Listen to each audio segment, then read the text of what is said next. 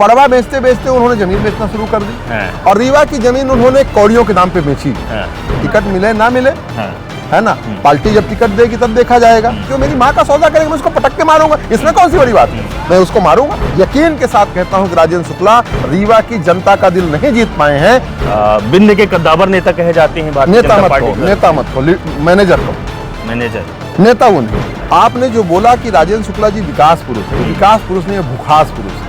जमीन खाने की भूख है। वो सुबह यदि वो निकलते हैं तो सिरमौर चौराहा खा जाते हैं, लंच में वो बस स्टैंड खा जाते हैं और डिनर में वो बाल भारती स्कूल के सामने की जमीन खा जाते हैं। नमस्कार। मध्य प्रदेश में चुनाव की सरगर्मी तेज हो चुकी है और इस वक्त हम मौजूद हैं रीवा जिले में। रीवा जिले को कहते हैं the land of white tiger और हमारे साथ हैं व्हाइट टाइगर, क्योंकि यहाँ टाइगर दिल में बसता है। विनोद शर्मा जी हमारे साथ मौजूद हैं, जो कि वार्ड क्रमांक 11 के पार्षद हैं, मौजूदा पार्षद है, कांग्रेस पार्टी से हैं और इसके साथ ही रीवा जिला जो विधानसभा है उसके प्रबल दावेदार थे।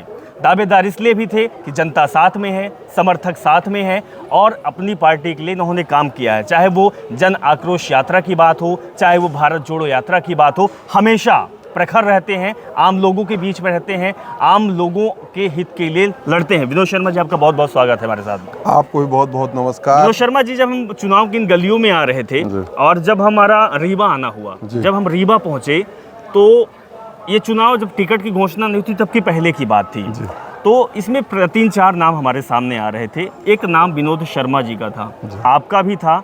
लोगों का कहना था कि वो नेता हमारे वो नेता हैं, वो भैया हैं जो हमारे लिए हमेशा कहते हैं कि हम जान देने के लिए तैयार हैं, खून का कण-कण हमारे तुम्हारे लिए समर्पित है। ये समर्पण की भावना आम लोगों के लिए कैसे आई? बचपन से आई। राजनीति में इसके पहले भी जब था, जो कोई भी काम किया मेरा एक ही उसूल रहा है, 100% करना। 99% में मुझे भरोसा नहीं रहा। मैंने जो काम किया, पढ़ाई की तो 100% की, राजनीति में हो तो 100% का भरोसा रखता हूं। और ये जीवन तो केवल सेवा के लिए है। यदि हमको ईश्वर ने मौका दिया है तो मौका इसलिए दिया है कि हम कुछ अच्छा काम कर सकें। और परहित सरिस धर्म नहीं भाई, ये जो वाक्य है ये मैंने अपने आप को आत्मसात किया। जी। सबसे बड़ी बात ये है कि चुनाव में टिकट मिलना, आप लगातार 5 साल से काम करते रहे, पृष्ठभूमि आप तैयार करते रहे, लेकिन टिकट उसको मिल जाती है जो कि लोगों के बीच में जाता नहीं है। बड़ी बड़ी गाड़ियों से घूमता है, बड़ी बड़ी दफ्तर ऑफिस में बैठता है, लोगों के सुख दुख से मतलब नहीं होता है, क्या लोगों को चाहिए क्या नहीं चाहिए उससे मतलब नहीं होता, चाहे वो आपके पार्टी का हो या दूसरे पार्टी का हो। आपके पार्टी के जो प्रत्याशी हुए हैं राजेंद्र शर्मा जी हुए हैं, लोगों का कहना है कि भाई वो तो जानते नहीं है, मुझे वो पहचानते नहीं हैं। ऐसे नेता वो आपके पार्टी से ही है, क्या आपको दुख लगता है ऐसे नेता जब आते हैं और लोगों का ये जवाब आता है, लोगों की पीड़ा सामने आती है? देखिए, सबकी सोच अपनी अपनी है जी। टिकट तो किसी एक को मिल सकता है जी। दावेदार निश्चित तौर पे 2-3 प्रमुख होते हैं, प्रमुख जी। बाकी तो टिकट मांगने का अधिकार सबको है, मांग सकता है, पार्टी अपनी है। पर मेरा एक अपने आप में संकल्प है कि चुनाव लड़ करके टिकट मिल करके ही सेवा की जाए, ऐसा कोई वो नहीं है। यदि हमारे अंदर सेवा का भाव है, टिकट मिले ना मिले, है ना, पार्टी जब टिकट देगी तब देखा जाएगा। हाँ, मिलती तो मेरे कुछ सपने थे, वो सपने जो मैं लोगों के लिए जीता हूँ। संकल्प है कुछ करने का। अब वो तब जब आप कुछ बड़ी पोस्ट में जाते हो तो और अच्छे से कर पाते हो। एक पार्षद क्या कर पाएगा बेचारा, ये है। पर राजेंद्र शर्मा जी हमारे पार्टी के जिला अध्यक्ष हैं, पहले भी 2 चुनाव लड़ चुके हैं, दोनों में पटकनी खा चुके हैं। 2008 में चुनाव हार चुके हैं, उस समय विषम परिस्थितियां थी और हमारे ही पार्टी के एक मुजीब खान जी थे, दोनों बार वो चुनाव लड़ गए और अनफॉर्चुनेट भैया हार गए, तीसरे नंबर पे चले गए। पर इस बार ऐसा नहीं होगा। शर्मा जी, सबसे बड़ी बात है कि जो इस बार चुनौती है, भारतीय जनता पार्टी के प्रबल दावेदार प्रत्याशी हैं वो, और कई बार मंत्री भी रह चुके हैं, राजेंद्र शुक्ला जी, इंजीनियर राजेंद्र शुक्ला जी, बड़ा कारोबार उनका है। दूसरी तरफ प्रत्याशी आपके हैं कांग्रेस पार्टी के इंजीनियर राजेंद्र शर्मा जी। मुकाबला दोनों का है, लेकिन टक्कर दिख नहीं रही है। दिखेगी, टक्कर दिख नहीं रही है। जब हम राजेंद्र शर्मा जी से भी बात की तो कहीं ना कहीं थोड़ा सा लचक दिखी। क्यों लचक दिखी? ये भी बड़ा कारोबार इनका है, इसलिए आरोप नहीं लगा पा रहे हैं, इसलिए बातों को खुलासा नहीं कर पा रहे। कारण क्या है? वो चीज़ें निकल नहीं पा रही जो आप लोगों से निकल रही हैं। देखिए, ऐसा है, राजेंद्र शुक्ला जी निश्चित तौर पे 4 बार से यहाँ के विधायक हैं। पहली बार चुनाव लड़े तो हारे थे, फिर वो 4 बार जीते और चारों बार वो मंत्री किसी न किसी रूप में बन गए। इस बार तो अभी चरी चला के बेले में मंत्री बने। कारोबार ही उनका सिर्फ है। रीवा में उद्योग मंत्री रहते हुए रीवा के एक भी लड़के को रोजगार नहीं दिलाया। उनका बेटा विदेश में पढ़े और रीवा के बेटे कोरेस की सीसी लेके चले। उन्होंने जो रीवा में मॉडल प्रस्तुत किया ना, देश की राजधानी भारत, मध्य प्रदेश की राजधानी भोपाल और कोरेक्स की राजधानी उन्होंने रीवा को बनाया है। तो रीवा के तमाम युवा साथियों से एक ही अपील है, टिकट राजेंद्र शर्मा को मिली। दोनों लोग इंजीनियर हैं, किसी एक ही कॉलेज में पढ़े हैं, इंजीनियर राजेंद्र शर्मा और इंजीनियर राजेंद्र शुक्ला। राजेंद्र शर्मा जी सीनियर भी रहे हैं और मुझे जहाँ तक पता है इंजीनियरिंग कॉलेज में प्रेसिडेंट के चुनाव में राजेंद्र शुक्ला को उन्होंने पटकनी दी। बाद में वो विधानसभा चुनाव से हारे थे। इस बार वो कलंक मिटेगा। लोगों का कहना है कि राजेंद्र शुक्ला जो हैं वो ठेकेदार हैं। हाँ। कोई मुन्ना मैनेजर शब्द कहता है, कोई कुछ और कहता है, कोई कहता है कि जो सरकारी ज़मीन है रीवा की वो बेच दिया है। कहीं समदड़िया का नाम आता है, कहीं किसी बिल्डर का नाम आता है, ये भी कहता है। इसके पीछे इनका एक अच्छा खासा एग्रीमेंट है। इसका क्या थोड़ा सा देखिए, ऐसा है, जननी जन्मभूमिश्च स्वर्गादपि गरीयसी। इस मातृभूमि से उनको प्यार नहीं है। वो यहाँ ढेरा में पैदा हुए। हाँ। और उनके पिताजी पड़वा बेचते थे। शायद आप पड़वा ना जानते हो, हम लोग बघेल खंड के हैं, बघेली जानते हैं। पड़वा बेचा करते थे। पड़वा मतलब भैंस का बच्चा। हाँ। तो पड़वा बेचते बेचते उन्होंने जमीन बेचना शुरू कर दी। हाँ। और रीवा की जमीन उन्होंने कौड़ियों के दाम पे बेची। हाँ। मैं प्रतिज्ञा लेके कहता हूँ कि ऐसे लोगों को जो हमारी माँ का सौदा करे उसको पटक पटक के मारना चाहिए। और मैं प्रत्याशी होता तो राजेंद्र शुक्ला से एक ही रहता कि आ जाओ मैदान में, अब जमीन नहीं बिकने दूंगा। दूसरा, मैं राजेंद्र शर्मा जी से भी यही बोलूंगा कि संकल्प लें, वो संकल्प लें कि मैं अपनी मातृभूमि का सौदा नहीं होने दूंगा। और जो मेरी मातृभूमि का सौदा करेगा उसमें मुझे जेल जाना पड़े तो जाए। जो मेरी माँ का सौदा करेगा मैं उसको पटक के मारूंगा। इसमें कौन सी बड़ी बात है, मैं उसको मारूंगा। राजेंद्र शुक्ला जी का भारतीय जनता पार्टी के मंत्री भी बनाए गए चलते चलते बेला पे, जैसे आपने बताया। राजेंद्र शुक्ला जी का व्यापार की बात भी आपने भी है। सड़कों का व्यापार बड़ा तेज बढ़ रहा है। बड़े बड़े मंचों से, चाहे प्रधानमंत्री मोदी का मंच हो, चाहे कोई केंद्रीय मंत्रियों का मंच हो, शिवराज सिंह का मंच हो, सड़कों का बड़ा उदाहरण देते हैं। लेकिन जब हम लोगों से बात करते हैं तो लोग कहते हैं कि सड़क नहीं, ये व्यापार बना दिया है राजेंद्र शुक्ला ने। देखिए, राजेंद्र शुक्ला जी लीडर नहीं है। राजेंद्र शुक्ला जी एक विशुद्ध मैनेजर है। जो जैसे आप पत्रकार हो और अच्छे पत्रकार, जो विशुद्ध पत्रकार होता है, वो पत्रकारिता का एक एक नब्ज जानता है, जनता की नब्ज जान जाता है। ऐसे हम लोग जो नेता हैं, जनता का दुख और दर्द जानते हैं। राजेंद्र शुक्ला जी रीवा की जनता का दुख दर्द नहीं जाने। उन्होंने अपने मैनेजमेंट से, अपने षड्यंत्रों से, हिंदू मुस्लिम करके, कभी कुछ करके उन्होंने चुनाव तो जीता है पर जनता का दिल नहीं जीत पाया। मैं इसको यकीन के साथ कहता हूं कि राजेंद्र शुक्ला रीवा की जनता का दिल नहीं जीत पाए हैं। चुनाव जीतना अलग है और जनता का दिल जीतना अलग है। जनता के दिलों में राजेंद्र शुक्ला वास नहीं करते। अब आप सोचो, कभी उन्होंने जमीन समदड़ियों को बेचते हैं, कभी बंसल को बेचते हैं। अभी एक यूको पार्क का नाम आया। यूको पार्क का नगर निगम से कोई परमिशन नहीं।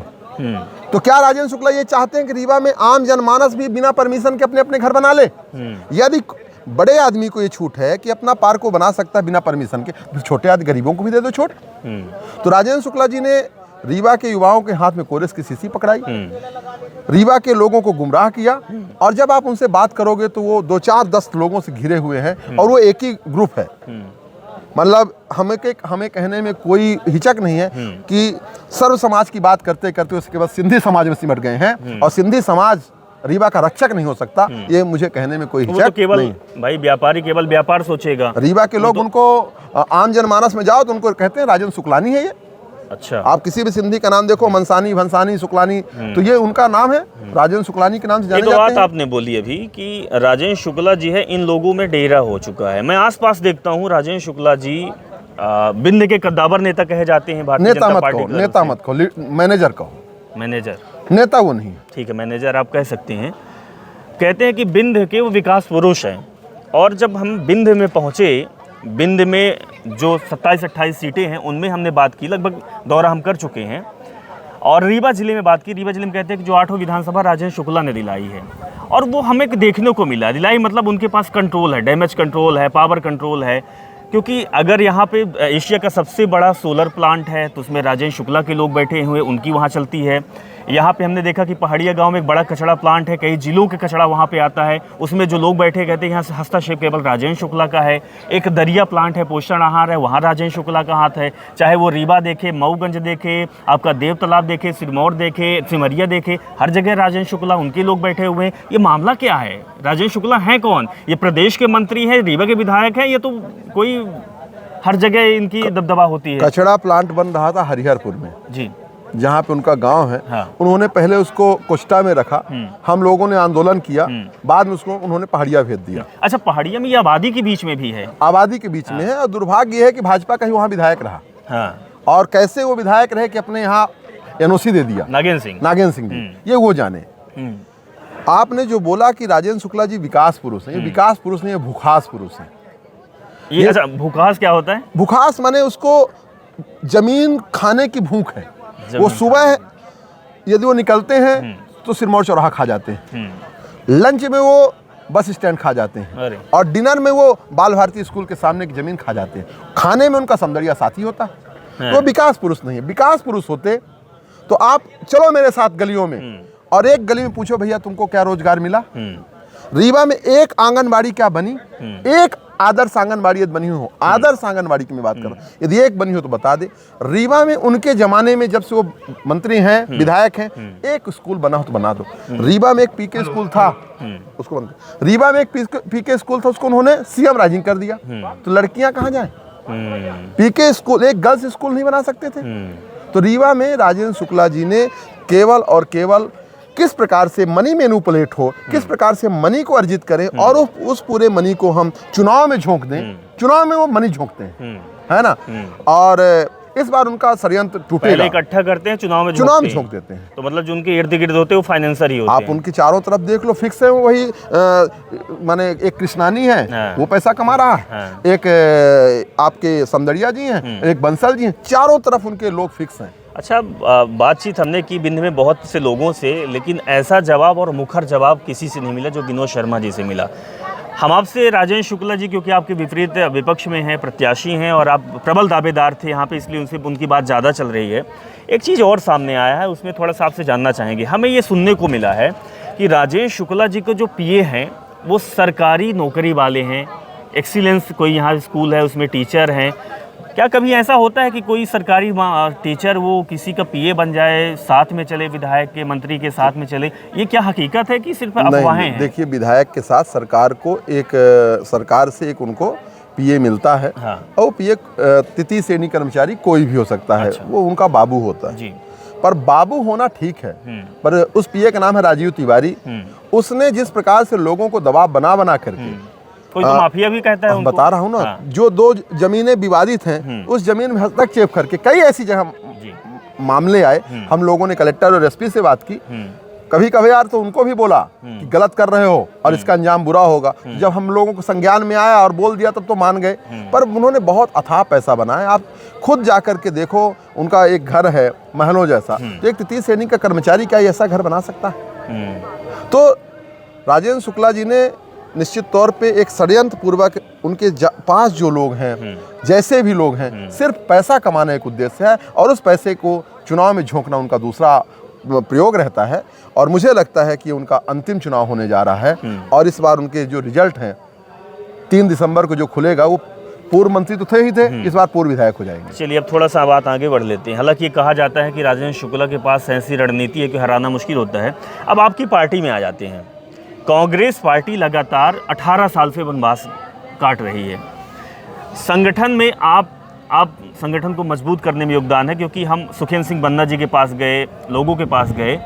कहने में लोगों का आता है कि 2 नेता ऐसे हैं जो ज़मीन में काम करते हैं। एक सुखेंद्र सिंह बन्ना है जो मऊगंज से हैं, दावेदार हैं, प्रत्याशी हैं। दूसरा विनोद शर्मा है जो रीवा से हैं, जो ज़मीन पे काम करते हैं, लोग इनके पास है, लोगों के हित में काम करते हैं। आप लोगों को आपको तवज्जो नहीं मिली, उनको तो प्रत्याशी बना दिया गया, आपको वो तवज्जो नहीं मिली। हम आपसे ये जानना चाहेंगे, कांग्रेस पार्टी में अगर आप प्रत्याशी होते या फिर जो आपके प्रत्याशी हैं उनको क्या काम करना चाहिए? उनके पास कौन से ऐसे मुद्दे हैं जिस पर वो 5 साल भुनाए और अभी जो 1 महीने बाद चुनाव होना है 20 दिन बाद लोगों के बीच में जाए, वो कौन से मुद्दे हैं जिसमें उनको बोलना चाहिए, लड़ना चाहिए और काम करना चाहिए? सर्वप्रथम बार बार अब ये कहना कि हम प्रत्याशी नहीं बन पाए जी, ये अपने आप में होगा, ये तो सब नियत और किस्मत का खेल है। कल हमारी मीटिंग थी और मैं अपने सब चाहने वालों को बोल चुका हूँ कि राजेंद्र शर्मा को ही विनोद शर्मा मान लो, ठीक है, राजेंद्र शर्मा को चुनाव जिताओ। राजेंद्र शर्मा जी से हमारी कल बात हुई पार्टी की बैठक में, उनको अपनी कुछ चीज़ें छोड़ना पड़ेगा। जैसे उनको अब जनता के बीच में रहना होगा, वो संकल्प ले लें कि हम जनता के बीच में यदि नहीं रहे तो अब जनता के बीच में रहेंगे।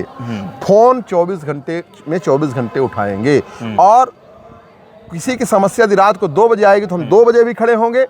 माने एक नारा लगा लें, सुबह दोपहरी आधी रात, और हम हैं जनता के साथ। यदि ये इस नारे के साथ वो आगे जाएंगे, जैसा कल हमारी उनकी बात हुई कि हम सब सारी चीज़ों को करके, बहुत 20 साल बहुत होता है, और रीवा के युवाओं के हाथ में कोरस की शीशी नहीं, पेन पकड़ाएंगे, कलम पकड़ाएंगे, उनको पढ़ने का मौका दिलाएंगे, रीवा के युवाओं को सपने दिलाएंगे। और जो अगल बगल फैक्ट्रियां हैं उन फैक्ट्रियों में रीवा का युवा, लोग कहते हैं 30%, 40%, मैं क्या भाई 60% रखो ना। यदि वो योग्य है तो 60% रीवा का हिस्सेदारी वहां पे होनी चाहिए। मैं ये कतई कहने नहीं जाऊंगा कि रीवा का सबसे बड़ा प्लांट सोलर प्लांट भारत का, एशिया का, यहाँ मैं ये कहने जाऊंगा इस एशिया के सोलर प्लांट में सबसे ज़्यादा रोजगार वाले जो लड़के हैं रीवा के, ये यदि मैं कहूँ तो मुझे अच्छा लगेगा। यदि हमारे यहाँ सीमेंट फैक्ट्री है तो मैं ये नहीं कहूँगा कि भारत की सबसे ज़्यादा सीमेंट उत्पादन वाली फैक्ट्री यहाँ, मैं ये कहूँगा इस फैक्ट्री में सबसे ज़्यादा रोजगार करने वाले लड़के रीवा के। यही संकल्प रहा होगा ना कुमार अर्जुन, भाषण में तो यही कहा जाता है कि लोगों को रोजगार दिया जाएगा, यही संकल्प रहा होगा कुमार अर्जुन सिंह का ना, जब उन्होंने यहाँ पे फैक्ट्रियाँ लगाई। तो कुमार अर्जुन सिंह ने तो रीवा सतना सीधी के लोगों को नौकरी लगवाई, पर सोलर प्लांट में कहाँ के लड़कों को नौकरी लग गई। कहते हो कि यहाँ से मेट्रो चलती है, मैं कहता हूँ कि यदि हमारी सरकार आती है, हमारा विधायक बनता है, तो हम यहाँ के लड़कों के दम पर वो प्लांट चलवाएं, ना कि बाहर के लोगों प्लांट चलवाएं और यहाँ से हम मेट्रो चलवाएं, यहाँ से सोलर प्लांट चलवाएं। ये हमारा संकल्प होगा और ये राजेंद्र शर्मा जी से भी हमारी कल बात हुई है और मुझे पूरा विश्वास है कि इसमें अमल करेंगे, अमल करना चाहिए। एक आपने 2-3 बार ये कहा, हम इस चीज़ में अब गहराई में जाते हैं। एक कोरेक्स की डिबिया सीसिया की आप बात करते हैं। दर्शकों, जब हम मध्य प्रदेश में और रीवा में गुजरे तो यहाँ पे जब पान की दुकान पे देखेंगे, चाय की दुकान पे देखेंगे, गाड़ियों के पीछे देखेंगे तो हर जगह वो कप सिरप पड़ी होती है। कोरेक्स क्यों बोलते हैं, कोरेक्स कुछ ऐसा नाम है, मैंने देखा भी है। बहुत ज़्यादा लोग सेवन पीते हैं, उसके बाद फिर चाय और ये सारी चीज़ें। कहते हैं कि इसका जो व्यापार चलता है सबसे ज़्यादा चलता है ये पुल के पास, किसी बस स्टैंड के पास जहाँ कलेक्टर बैठता है, एसपी बैठता है, नेताजी का घर भी वहीं पे है, विधायक जी, राजेंद्र शुक्ला जी के घर के आसपास। तो क्या है ये बोल रहे कि लोग, आप बोल रहे हैं कि लोगों के हाथ में सीसी देते हैं, इसका मतलब क्या है, इसका पर्याय क्या है? ये पर्याय ये है भैया, दर्शक भी जानते हैं, हम तो अपने सब साथियों से अपील करते हैं, नशा छोड़ो जी। इसका ये है कि जब तुम सीना ठोंक ठोंक के कहते हो इको पार्क मैंने बनवा दिया, एशिया का पावर प्लांट मैंने बनवा दिया, ये कचरा प्लांट मैंने बनवा दिया, तो जो रीवा में कोरेक्स की सीसी बिक रही हो, क्या विनोद शर्मा बिकवा रहा? यदि वो कोरेक्स की सीसी विनोद शर्मा बिकवा रहा तो मैं आपके चैनल के माध्यम से कहता हूँ मुझे फांसी दिलवा दो, और नहीं तो जिम्मेदारी लो कि जिस प्रकार से तुमने ये सब किया तो कोरेक्स की सीसी भी तुम बिकवा रहे हो। तो जवाबदेही तो विधायक की होती है निश्चित तौर पे। उनके रहते रीवा में कोरेक्स की सीसी बिक रही, उनके रहते हुए रीवा में शराब की पैकारी हो रही, रीवा के लड़के नशा में मारे जा रहे, आए दिन मर्डर हो रहे, पुलिस व्यवस्था चकनाचूर है, इसकी जिम्मेदारी कौन लेगा? अच्छा, दुहाई भारतीय जनता पार्टी द्वारा बहुत दी जाती है, केंद्र से और राज्य भोपाल से भी, सीएम भी देते हैं, मंत्री भी देते हैं कि अपराध कम हो गया है, अपराध कम हो गया है, महिलाओं को हम बहुत सशक्त बना रहे हैं, महिलाओं के हित के लिए काम कर रहे हैं, लाडली बहना हो, चाहे महिलाओं की सम्मान निधि हो, किसानों की बात करते हैं। क्या चुनाव बस में बात करते हैं कि काम भी करते हैं? 20 साल से बहनें याद नहीं आई, जब चुनाव आया तो बहनें याद आ गई। तो ये तो जनता और हमारी माताओं और बहनों से निवेदन है कि जाग जाओ और जानो कि तुम्हारा जो मायावी भाई है ना, मामा बना घूमता, मामा नहीं मामू है, मामू बना दिया, मामू सरगना। तो ये सब सारी जो व्यवस्थाएं हैं, देखिए आप ये मानिए कि मोदी जी के पास अडानी जी, शिवराज सिंह चौहान के पास बंसल जी और राजेंद्र शुक्ला के पास समदड़िया जी। ये तीनों क्यों हैं? देश में अडानी के अलावा कोई काम नहीं कर रहा, जो भी काम करेगा अंबानी अडानी काम करेगा।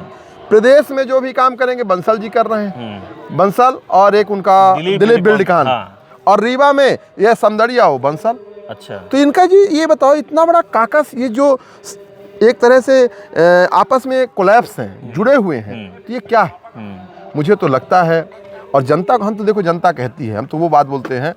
आपको बताऊं कि यहीं पर राजेंद्र शुक्ला का वेयर हाउस, परशुराम मंदिर को उखाड़ के फेंक दिया था। हाँ। उस मंदिर की लड़ाई हम लड़े थे, और अपने यहाँ रास्ता बनवाने के लिए। बगल में सोनौरा गांव है, 15-15 दिन ट्रांसफार्मर नहीं लगा। उस ट्रांसफार्मर जब आवाज आई तो हम गए, तो बोले भैया राजेंद्र शुक्ला ने मना किया। अच्छा। हमने डी को बोला क्यों बे? तो उसने बोला भाई साहब ऐसा है, बोले सुबह नहीं लगेगा तो कल तुम अपने साथ तो यह है भैया कि जनता के काम के लिए यदि 1 बार नहीं, 2 बार नहीं, 10 बार जेल जाना पड़ा तो जेल जाऊंगा।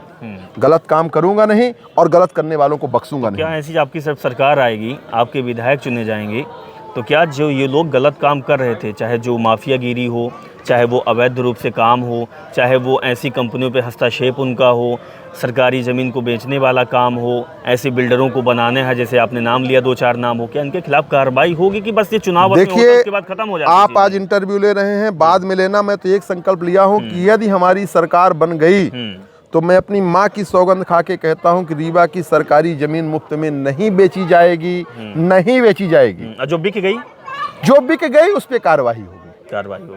ठीक, जो बेचने वाले हैं, कौन बेचा, कैसे बेचा, उस पर कार्रवाई होगी। मुझे यदि अपने मुख्यमंत्री से लड़ना मैं तो जाना ही जाता हूँ सत्य के लिए, किसी से भी लड़ जाने के लिए मैं अपने मुख्यमंत्री से लड़ूंगा। चलिए, अब सत्य की बात आई तो एक बात और आई, क्योंकि कहते हैं कि खामोशियों के बीच संवाद होना चाहिए जी, है ना?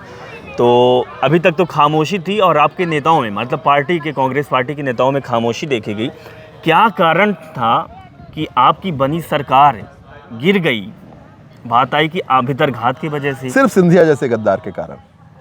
उसके बाद आपके रीवा में स्थिति वही है कि जो आपके साथ होते हैं, संगठन में होते हैं, और ऐन वक्त अगर पार्टी टिकट नहीं देती, आपको टिकट नहीं दी, आप साथ में चलने को तैयार हैं, आप कहते हैं कि प्रत्याशी है, लेकिन कुछ लोग जो है दल बदल लेते हैं। देखिए, ऐसा है, त्योथर से विधानसभा बीजेपी के प्रत्याशी बने, वो अनुकंपा नियुक्त का नेता था। सुंदर भैया हम लोगों के नेता थे, गर्व होता है सुंदर भैया पे, श्रीनिवास तिवारी पे। कोई भी योग्य व्यक्ति नौकरी कर रहा है, हाँ, और वो बेचारा असमय उसकी मृत्यु हो जाए, तो उसके नालायक बेटों को भी अनुकंपा नियुक्त मिलती है ना। 10वीं पास हो जाए तो चपरासीन बन जाए, तो उस अनुकंपा नियुक्त वाले चपरासी को हमारी पार्टी ने लोकसभा जैसे टिकट दिया 2019 में। वो खुद कहा, उसके भाषण हैं कि मैं जीवन भर राहुल गांधी जी का ऋणी रहूंगा, कमलनाथ जी का ऋणी रहूंगा, राहुल भैया का ऋणी रहूंगा, और हमको पार्टी ने लोकसभा जैसी टिकट दी है। और आज मान लो सर्वे में नाम रहा ना रहा, हमें भी तो टिकट नहीं मिली। संघर्ष करना चाहिए, तुम्हारे बब्बा ने भी संघर्ष किया था। और फिर ये बताओ, 8-8 लोकसभा मिली, लगातार विधानसभा मिल रही है, हारते तो जा रहे हो, जीते कब? और सिर्फ ये स्वयंभू ब्राह्मण नेता बन जाना, क्या पूरे ब्राह्मणों के ठेकेदार सिर्फ अकेले तुम हो? उनको रुकना चाहिए था, धैर्य से काम लेना चाहिए था। पार्टी हो सकता है उनको लोकसभा दोबारा दे देती। तो अपने निजी स्वार्थ के चक्कर में, हालांकि कांग्रेस पार्टी में एक चीज और जान लीजिए, ये तो नहीं है कि कहा जाता है कि जो रीवा के ब्राह्मण है, इनके महिया, दोनों महिया में शुक्ला जी का इनका हस्तक्षेप है, महिया घराना कहा जाता है, तो ब्राह्मण वोट को साधने के लिए शुक्ला जी ने ये कर रहा हो या भीतरघात किया? हम लोग पढ़े लिखे व्यक्ति हैं, कंप्यूटर इंजीनियर हूँ जी। यही राजेंद्र शर्मा जब चुनाव लड़े थे 2008 में, तो अमैया में 24 वोट पाए थे।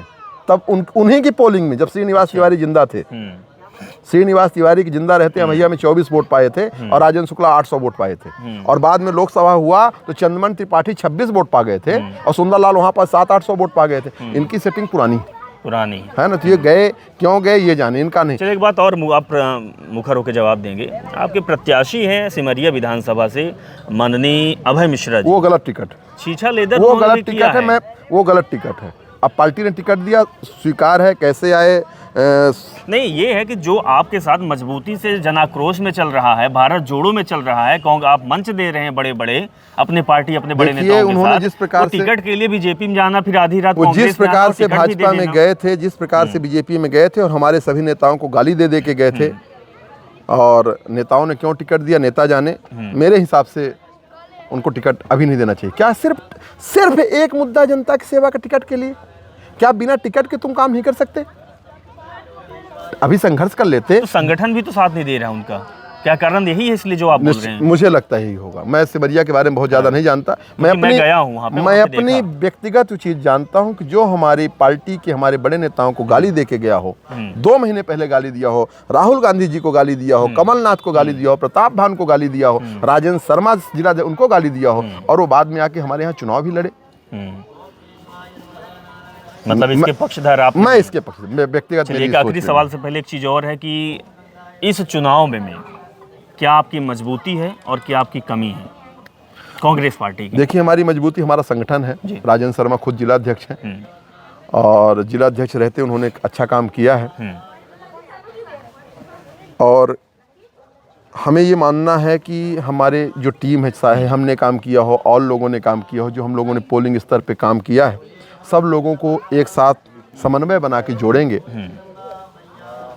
और ये हमारी मजबूती है। कमजोरी ये है, कमजोरी जो कह सकते हैं कि वो 4 बार के विधायक हैं लगातार, और जब कोई भी विधायक हो, जैसे मैं पार्षद हूं तो मैं वार्ड में बैठा हूं, तो और ज़्यादा तेज़ी से काम करना है। यह मान के 2020 के आखिरी 2-3 ओवर बचे हैं और 17 तारीख को चुनाव है, और आज की तारीख में मुश्किल से 20-22 दिन बचे हैं। तो मैं 20-22 दिन हम लोग 24 घंटे जग के, मैं तो देखो जुनूनी आदमी हूँ भाई। जब मैं पहला चुनाव लड़ा तो कांग्रेस वहाँ 150 वोट पाती थी और भाजपा 1800। मैं उस वार्ड को इतिहास बदल दिया। वहाँ पहली बार कांग्रेस जीती, मैं वहाँ 1500 वोट पाया और भाजपा हार गई। जब दूसरी बार चुनाव लड़ने का मौका मिला तो वार्ड बदल के लड़ा जी। और रीवा जिले में, रीवा नगर निगम में कोई भी व्यक्ति वार्ड बदला, किसी भी पार्टी के, सब हार गए। वार्ड बदले में आप ही बस 62% वोट पाया, 38 में सब, 62 में हम। क्या बात है। चलिए, एक आखिरी अपील आपकी। मध्य प्रदेश में चुनाव हो रहा है, रीवा जिले की 8 विधानसभा चुनाव हो रहे हैं। अब कांग्रेस पार्टी और बीजेपी के मुकाबला ही पूरे मध्य प्रदेश में देखा जा रहा है। जनता से क्या अपील करना चाहेंगे? रीवा जिले की जनता से क्या अपील करना चाहेंगे? तात्कालिक फ़ायदा मत लेना। 18 साल शिवराज सिंह चौहान को याद रखना। सरकार कमलनाथ जी की बन जाने दो। कांग्रेस की सरकार बनेगी तो सबका भला होगा, सबका कल्याण होगा, युवाओं का कल्याण होगा, किसानों का कल्याण होगा। हमारे वचन पत्र पढ़ लेना, तात्कालिक फ़ायदे में मत जाना। सरकार कमलनाथ जी की बन रही है। सहभागिता अपने रीवा से, पिछली बार हम 0 सीट में थे रीवा लोकसभा में, तो हमारी यही प्रार्थना है कि ज़्यादा से ज़्यादा सीटें हम लोगों की वहाँ उस सरकार में रहे, जिससे हम लोग वहाँ दमंगई से कुछ कह सकें, जो हम लोग बोल रहे हैं उसको करने में हम साकार करा सकें। यही आपसे हमारी हाथ जोड़ के बारंबार प्रार्थना। चलिए, बहुत बहुत धन्यवाद विनोद शर्मा जी, आपसे बातचीत की मुखर वक्ता हैं। और सबसे बड़ी बात है कि जो कमियों को स्वीकार करता है और कहता है कि हाँ, हमारे अंदर ये कमी है, जिस कमी की वजह से हम सत्ता से दूर रहें, अगर ये कमी को नहीं सुधारेंगे तो आगे भी ऐसा होगा। यही विनोद शर्मा हमारे साथ थे, वार्ड पार्षद हैं और रीवा जिले की जो विधानसभा सीट है उसके प्रबल दावेदार थे, लेकिन टिकट उनको नहीं मिली। फिर भी ये कहते हैं कि संगठन के साथ चलेंगे। चुनौती बहुत बड़ी है, क्योंकि संगठन को बनाए रखना, क्योंकि संगठन ही धोखा दे जाता है। रीवा जिले में भी देखने को मिला, पिछले 2018 के चुनाव में देखने को मिला कि सरकार भी गिर गई और बीजेपी ने फिर से सरकार बना ली। क्या कांग्रेसी अपने संगठन को बना पाएंगे, मजबूत कर पाएंगे? क्या वही तो नहीं होगा जो पिछले चुनाव में होगा? ये आने वाला वक्त बनाएगा। फिलहाल जनता क्या राय लेती है, किसको नेता बनाती है, किसको विधायक बनाती है, किसकी सरकार बनाती है, ये आने वाले समय में सब कुछ साफ हो जाएगा। और 3 तारीख को जब पेटियां खुलेगी तब उस दिन पता चल जाएगा कि मध्य प्रदेश में कमलनाथ की सरकार बन रही है या फिर भारतीय जनता पार्टी का। बहुत बहुत धन्यवाद। नमस्कार। धन्यवाद।